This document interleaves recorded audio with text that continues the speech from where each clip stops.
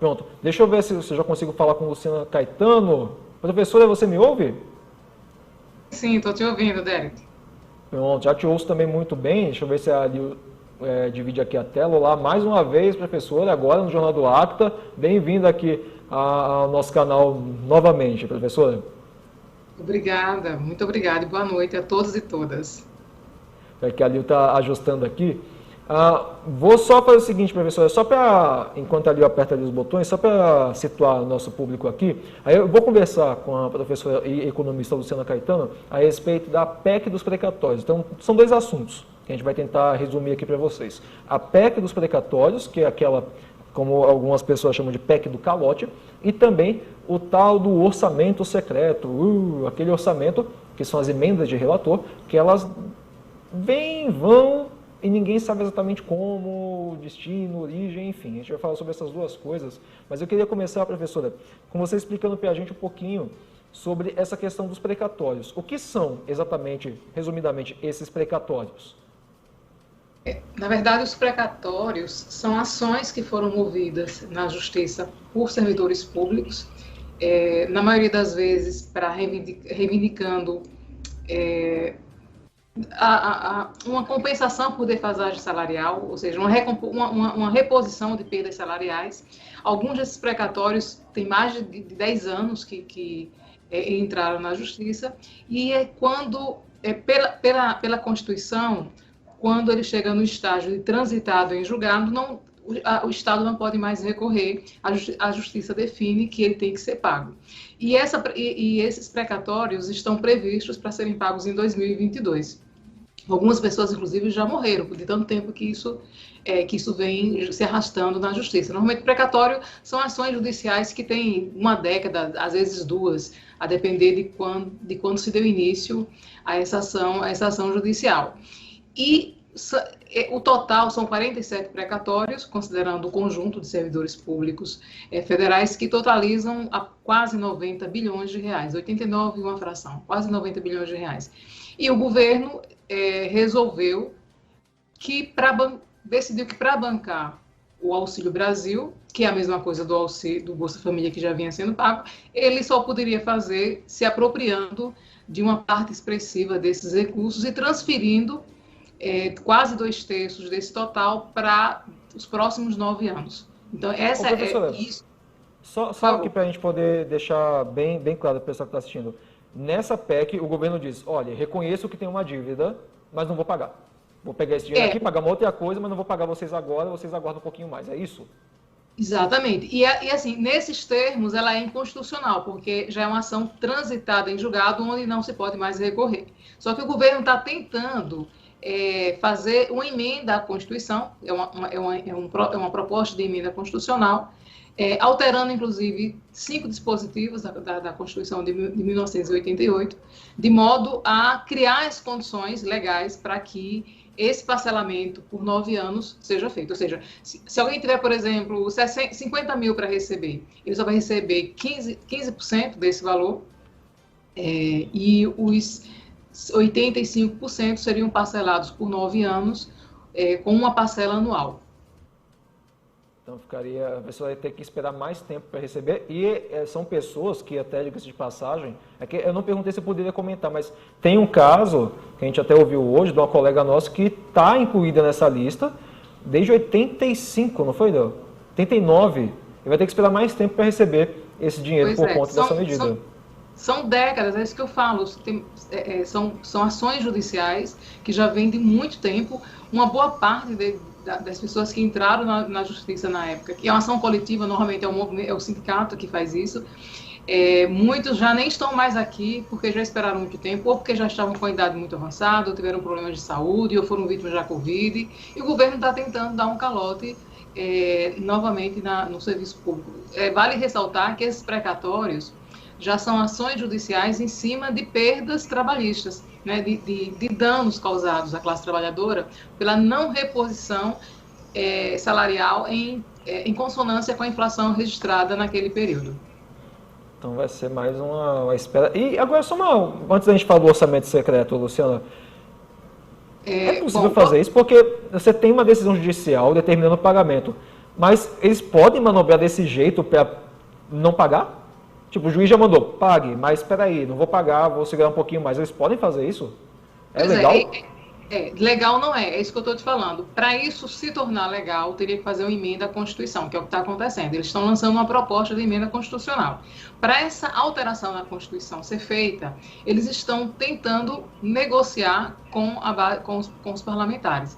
E só para você ter noção de como isso é surreal, o gasto com a emenda parlamentar em 2021 já está em 34 bilhões de reais. É quase um terço do que é devido já aos servidores públicos. E para 2022, também mais 34 bilhões e quase 50% do que está orçado para a emenda parlamentar em 2022 é usando o mesmo critério do orçamento secreto, que são emendas do relator, a tal RP9, que consiste em você não ter nenhuma transparência com relação a quem vai ganhar, quanto vai ganhar e no que vai gastar.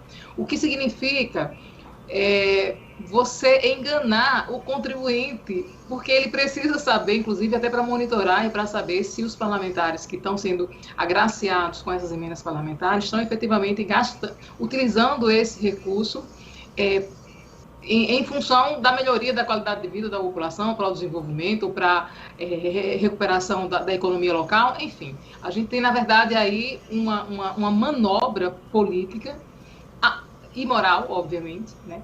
Até porque o orçamento ele não pode ser secreto. Um dos princípios do orçamento público é exatamente a transparência, a publicidade, a publicização de tudo que é feito. E o que a gente tem, na verdade, é uma tentativa de mascarar uma mercantilização de compra de voto dentro do Congresso Nacional. É a coisa assim, mais absurda que eu já vi. Deliberadamente o governo federal tentar comprar parlamentares, que é o que já acontece naturalmente, mas inclusive sonegando essa informação à população de quem está sendo comprado, quanto vale cada um e para fazer o quê. Obviamente que uma boa parte desses recursos deve ser direcionado para as campanhas eleitorais de 2022, considerando que é um ano eleitoral. E, obviamente, como é um parlamentar, por lei, ele tem o direito de gastar em obras, mas, obviamente, os parlamentares têm o hábito de vender emenda parlamentar como se fosse uma generosidade sua, ao invés de informar a população que emenda parlamentar é bancada pela população, porque ela só existe porque existe uma tributação e quem pagamos essa farra somos nós, contribuintes. Inclusive, você vê de vez em quando, né? O outdoor é uma faixa, obrigado, político tal, pelo investimento. Não, é o dinheiro que a Dona Maria deu que voltou para Dona Maria. Né? Pois é, então, desde 2015 foram aprovadas também algumas emendas constitucionais que definiram emendas obrigatórias individuais, dando a agraciando cada parlamentar com um valor, acho que esse ano foram 8 milhões, que são as emendas individuais, e uma outra que são as emendas individuais por bancada estadual. Então, isso deu a cada parlamentar uma vantagem competitiva nas disputas eleitorais, porque eles usam essa informação, fazendo parecer crer que as emendas constitucionais é um esforço seu, é uma generosidade sua. E é muito bom bater nessa tecla para que a população compreenda que emenda parlamentar ela é derivada de uma contribuição tributária e que isso nos custa muito caro. E que nenhum parlamentar faz nada de graça. O que ele tem é só o direito de fazer uso, o que, de um certo modo, lhe dá uma vantagem competitiva nas disputas eleitorais em relação a qualquer candidato que esteja na disputa pela primeira vez. Agora, Luciano, eu queria ouvir um comentário seu a respeito dessa situação, do porquê que está sendo feito esse malabarismo aí para conseguir esse dinheiro, que é o tal do Auxílio Brasil, né? Que o governo enterrou o Bolsa Família, que já é consenso geral, que era um programa que funcionava, podia melhorar, mas funcionava, para um programa agora, o Auxílio Brasil, que não há nem garantia de que seja um programa fixo. Você trocou um programa fixo por um programa transitório, como algumas pessoas dizem, que você não tem certeza se vai continuar valendo em 2023, quando o novo presidente assumir. Aí eu queria ouvir um comentário a respeito disso. Exato. Não, perfeito, a sua avaliação é correta, e eu acrescentaria a ela o fato de que o governo federal está submetendo a essa população, que já é muito pobre, a uma humilhação de fazer um recadastro, Se você acompanhar hoje nas redes sociais, em alguns jornais eletrônicos, o registro de em várias cidades, principalmente nas capitais, a concentração de pessoas nas filas para fazer a inscrição na nova plataforma, embora haja uma transferência da base do cadastro único, mas existe uma nova plataforma e precisa ser feita uma inscrição. Bom, é importante considerar que boa parte dessa população não está acompanhando o noticiário do dia a dia, às vezes são pessoas que nem sabem ler, e que muitas devem ficar, inclusive, fora, agora no mês de novembro, por não fazer essa inscrição. E que existem filas quilométricas já em várias cidades, e inclusive pessoas comprando vagas na fila para conseguir fazer a inscrição com medo de não receber esse Auxílio Brasil. Como você muito bem colocou, esse Auxílio Brasil hoje está assentado numa medida provisória, e essa medida provisória pode ou não assegurar que em 2023, que depois de um ano, essa ação continue valendo. Então, ela tem um prazo de validade e, obviamente, que isso coloca em risco um programa social importante, que é o Bolsa Família, que mudou de nome, e mais ainda, ele muda de nome com uma insegurança muito grande, que é a possibilidade dessa população não continuar recebendo isso a partir de 2023. E o objetivo dessa transição é tão somente no desespero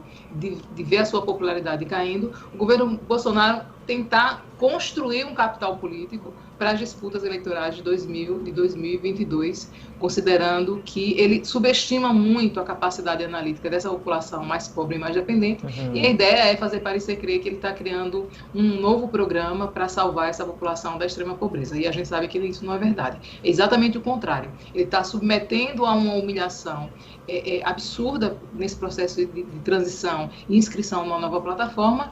Há uma insegurança muito grande com relação ao futuro desse auxílio e, obviamente, ele sabe que a possibilidade dele continuar no governo é muito pequena. Então, assim, ele ligou, tô nem aí, e aí a população que dê conta disso.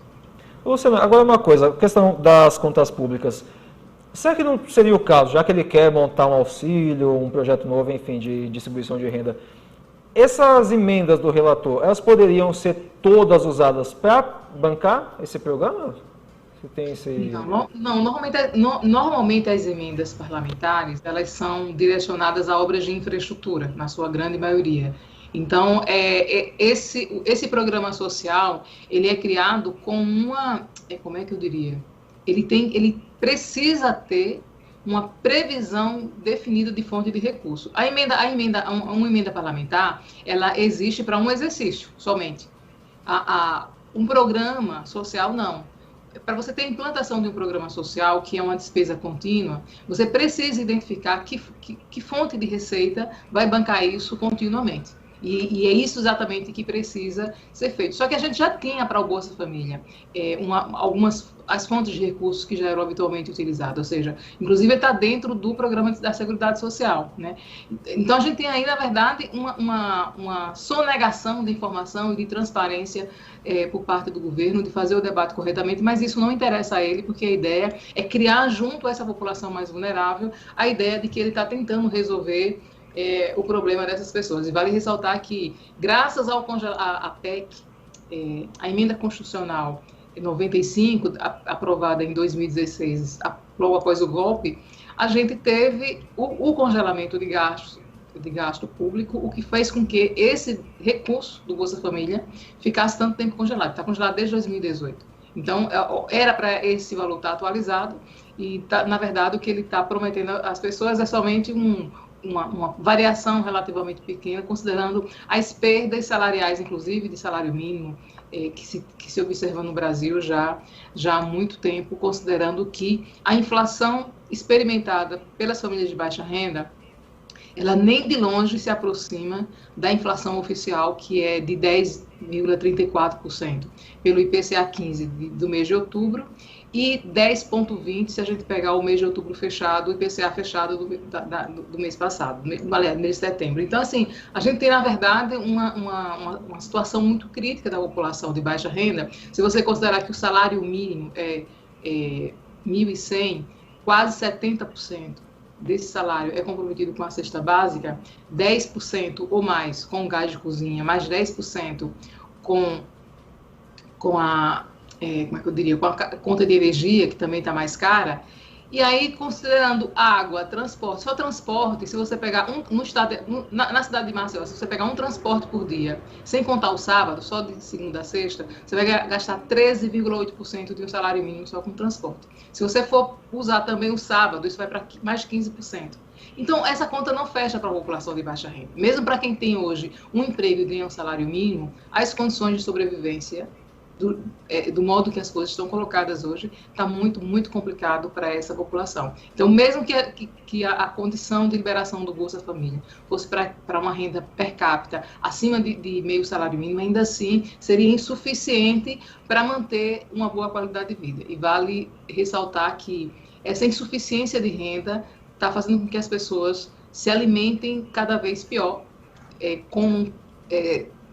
consumam alimentos muito baratos e que têm um prejuízo enorme para a saúde, a exemplo de carnes processadas, de outras coisas mais de qualidade duvidosa e que tende a comprometer, inclusive, a expectativa de vida dos estados mais pobres.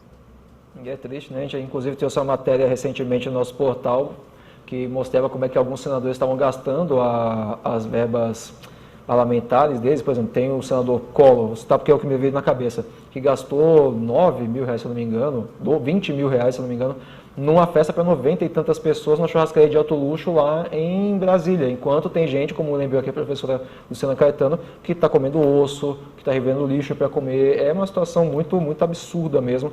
E a gente está vendo, infelizmente, as coisas degradando na nossa frente, mas a chance de mudar é realmente ano que vem, né? Agora, por enquanto, quem pode fazer alguma coisa lá não está fazendo, então 2022 está vindo para a gente poder fazer alguma coisa. Eu conversei com a professora Luciana Caetano, é sempre um prazer recebê-la aqui, professora, e eu sei que nossa audiência também gosta, porque tem um comentário aqui do Eder Lima, a análise perfeita da professora. O governo humilha o povo e ainda tenta fingir que é o grande salvador. Criminoso isso, está aqui concordando com o que você falou. Muitíssimo obrigado mais uma vez pela sua participação aqui no Acta, viu, Luciana? Eu que agradeço, ficamos à disposição e é sempre um prazer estar de volta. Uma boa sorte para vocês, sucesso na nova plataforma. Eu desejo assim tudo de bom, inclusive mudança para 2022, como você já colocou, e que 2023 a gente tenha um governo que tenha mais compromisso social e que tenha responsabilidade com o desenvolvimento desse país. Pois é, concordo. Muito obrigado, até a próxima, professora. Obrigada.